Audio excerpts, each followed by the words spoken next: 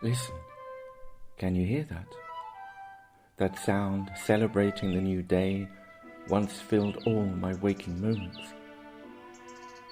That song heralding the end of a long night, sung to the open air to where the sound would stretch out and gently fall to earth like the downward spiral of a sycamore wing.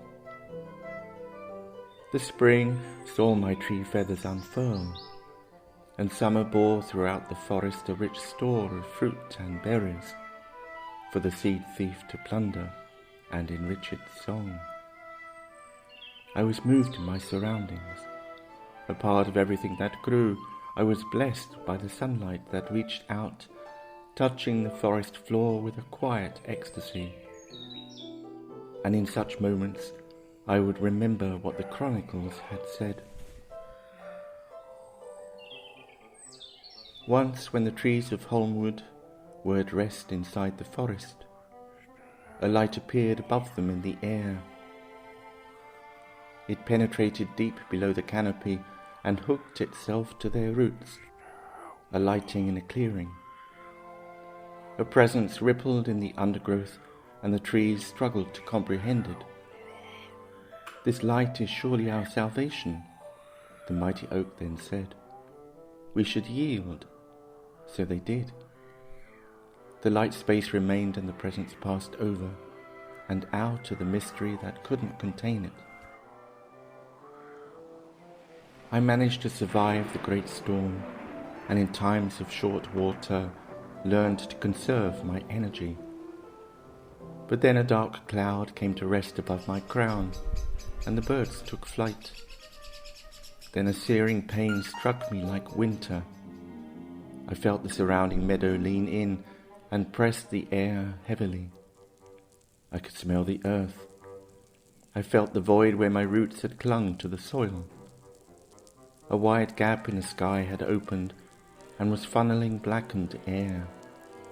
I shuddered and bore my silver leaf underside to invoke the rain. When I awoke, I felt a warmth, a breeze, a breathing, from one who held me in his hand. He had a knife, and with it he was whittling, carving, quietly. And as I began to take shape, I began to resemble the one who carved. Heavy was he in thought, as if the trunk of the mighty oak itself lay across his shoulders. Was that why in me he carved the image of himself, with eyes closed? And the more he carved, the more he began talking to me, and I heard words like friend. And since he understood my longing to return to the wood, he gave me back my 2 outstretched branches with their 5 slender twigs. And I began to hope that the birds would come back to nest in my arms. But for a long time, I was held in a long-lasting night. I was pale, I was cold, I was shivering, I was unfamiliar with these sensations. Then I heard noises, a kind of scratching, but nothing of the like I'd heard in the forest. But gradually they became sharper, until suddenly I was overwhelmed by a great gust of wind, like that of the night of the great storm. I tried to let my branches be carried along, but a great pain tore through my limbs, and I saw that they were fastened with great thorns. I was surrounded by a plague of shouting and jeering in a language I did not understand.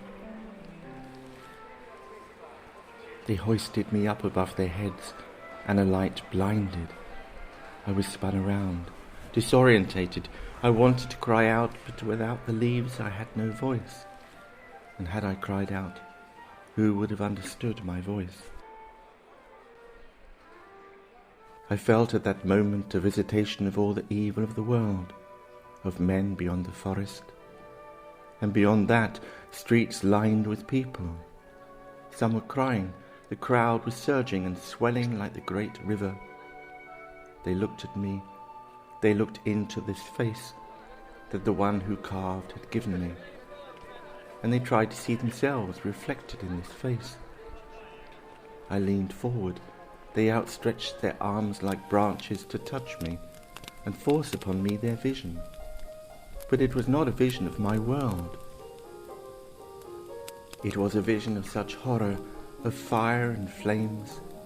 I could see their suffering, their jealousy, their vanity. I saw how they cheated and deceived one another, corrupted anything that was treasured.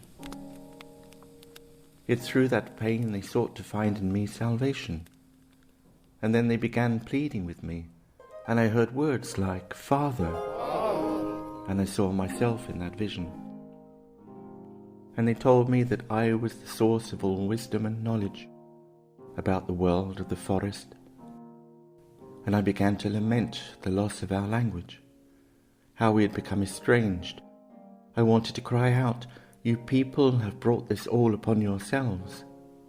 I wanted to tell them, "Look into your own heart. It cannot be made of stone."